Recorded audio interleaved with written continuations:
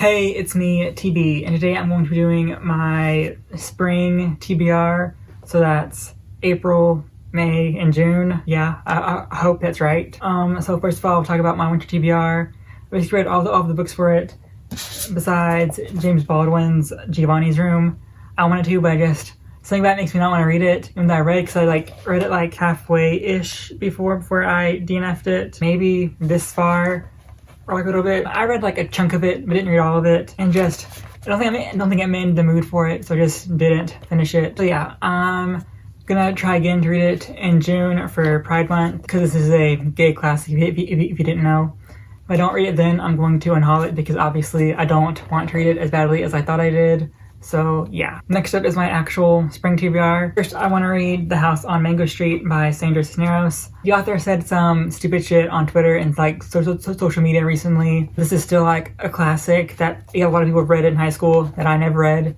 So I want to read it purely based on the fact that I didn't read this, and it's kind of widely read. So yeah, basically about a young Latina girl growing up in Chicago, and how she comes to identify herself, I guess. So yeah, and it's really short. It's 100-ish pages. It's really short because a lot of stuff on this TBR are very long. So this will help balance that out. So yeah. Next I have A Labyrinth of Science and Sorcery by Curtis Craddock.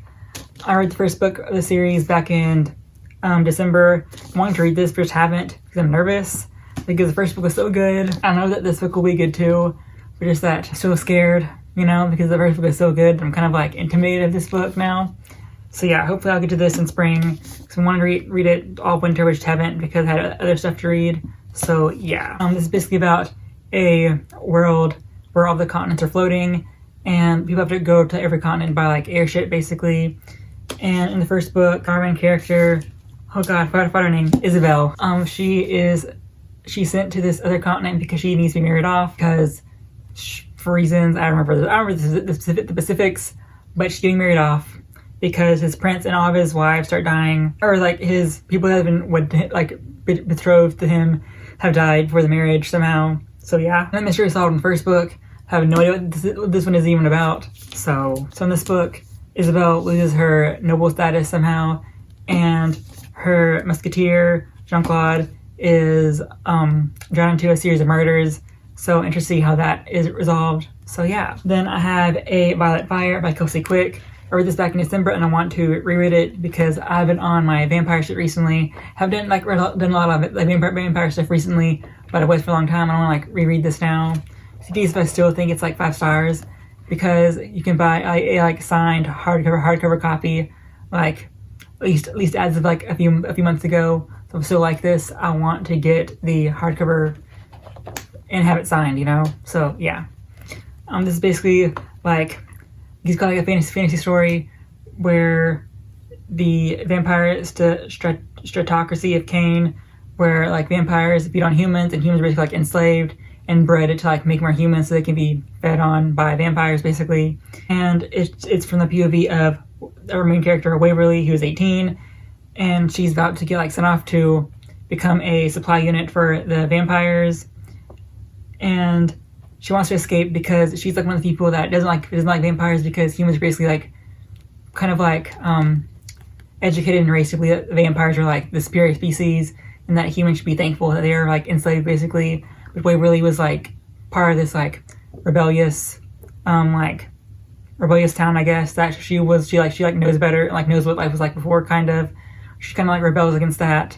She's tried to escape a few times, but she's still sent off to a vampire master, and of course they kind of fall in love. So yeah, I think it's on my best of 2019 list. So yeah. Then I have The Immortals of Melua by Amish. I don't know what his first name is because never anywhere on this. So yeah, basically this is a more fantasy, fantastical retelling of Shiva. So yeah, it's part of a trilogy, and this is just book 1. I just reading this because why the fuck not? And so yeah. Then I have Annie John by Jamaica Kincaid.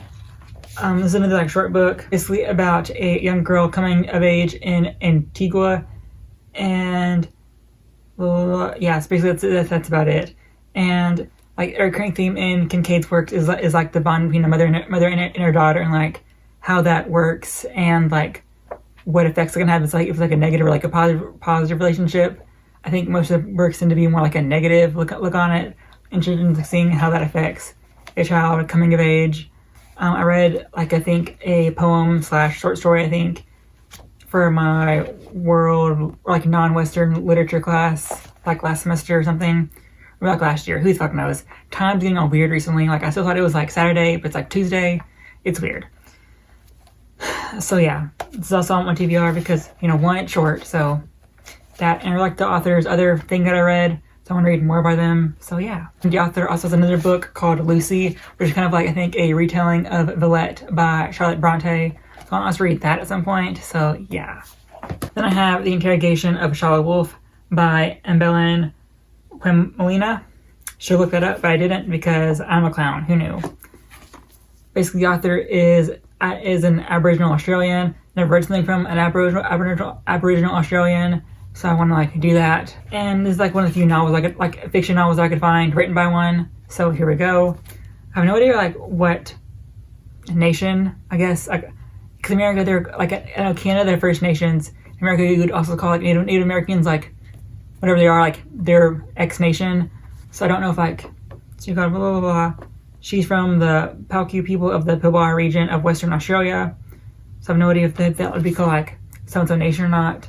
But there you go. Basically about Charlotte Wolfe has been captured by Chief Administrator Neville Rose, man who's intent on destroying Charlotte's tribe. The runaway illegal is hiding in the first wood.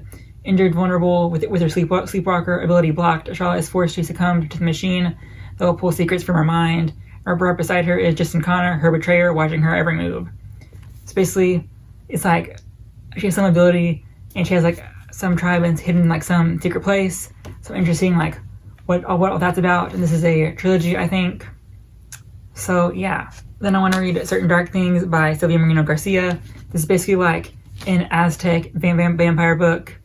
There you go. And I read one of her other works earlier this year, and I have like an arc of her upcoming work in Mexican Gothic. So I haven't read it. I really want to. I just haven't found the time yet because other stuff I'm doing. By other stuff I mean like not reading. So there you go. Basically, it involves vampires, humans, cops, and gangsters colliding in the dark streets of Mexico City. And you know, of course, there's a little like romance relationship thing that happens. So who knows where that will go. Like this is in the hardcover, which is officially out of print now, and goes for like $50 online. So thank God I got this for hella cheap when I got it. And I have The Spider Woman by Manuel Puig. Manuel Puig is from Argentina, so that takes off another country out of like the 200-ish countries that I want to read from at some point. So there we go. This is a story told all in dialogue. So like every dot or like a line, I guess, is like a different person talking. I think it's really told from like two people's POVs. Like two people like just talking, I guess. It's not like POVs, you know. So like literally nothing, like no description or anything. It's just people talking throughout the entire thing. And I don't think I've ever read something like that before. So something new for me. In a Argentine prison between Molina, a gay window dresser who is self-centered, self-denigrating, and yet charming as well, and Valentin, an articulate, fiercely dogmatic revolutionary, haunted by memories of a woman he left for the cause. And they become friends and just start talking, and that's basically this entire book. So yeah, there you go. Then I want to read Mongrels by Stephen Graham Jones. Stephen Graham Jones has another book coming out, I think in May, that I read in December, like early January actually, called The Only Good Indians. He writes horror stuff, so it's basically a story about werewolves, pretty much. So I'm always here for that. All I really got from it is that it's about werewolves, and I kind of sold on that, so there you go. And finally, I want to read Promise of Blood by Brian McClellan. This is like one of the more popular, like, big fantasy series in the adult world. It's got it in hardcover, so I probably should read this earlier rather than later, so I can get like the other two books in this trilogy in hardcover too before they become like really expensive. So yeah, it's basically like a powder punk setting, so it's like Europe, but like in the 16th century instead of like earlier than that. So they're like more advanced our guns, you know, because like the Powder Mage trilogy. So there is like gunpowder-ish stuff going on. So I don't really know about it. I really want to know because like fantasy, and it's a big boy. So yeah. And then on the side, I'm also reading Jonathan Strange and Mr. Moreau. I've been intending to read like 50 pages a day. It's from like page 56 when I first read it. So yeah, like 52 actually. I think some part of like the big ass book club on Goodreads. I'm supposed to be on like page like 300 by this point, but I'm not. So yeah. I do like it. It's just, it's like written in like a format that's very reminiscent of like a like Regency novel, because some of the book takes place kind of, and it's not what I thought it was gonna be. It's kind of like at first, but I am enjoying it. It's really like weird reading a book like written how like Jane Austen would write a novel with like fantasy and magic being involved. It's kind of weird, not like a good weird. Also like so fucking slow, and I am gonna give it a chance until I hit like page 200, I think, before I just like end up saying like however I feel at that point I'm gonna like either DNF it or like continue. It's like page 200 I'm gonna be like at that far in, so I don't like it at that point. Probably never going to like it, you know. I think that one of the issues is that it sounds like it's gonna be about these two people, but I'm like on page 50 and like the second person, I think Jonathan Strange hasn't even been like mentioned or like brought up yet. From the look of things, I think he's not gonna be mentioned until like even further on, because like there are like 3 sections, like one named Mr. Norrell and the one named Jonathan Strange. So I feel like we're not gonna see him for a very long time. So I'm not sure how I feel about that, being as like part of the title. It's like the longest time to like not brought up to like a main part of the book, you know? So yeah, I'm not sure how I feel. I'll still be chugging along, hopefully. If I DNF it, then, you know, oh well. So yeah, those are all the books I want to read in spring at some point. Hopefully I can get to all of them. I'm sure I will. Fingers crossed, you know? So yeah, thank you for watching. If you like this video, like, subscribe, share, all that shit. And yeah, I shall see you for my next video.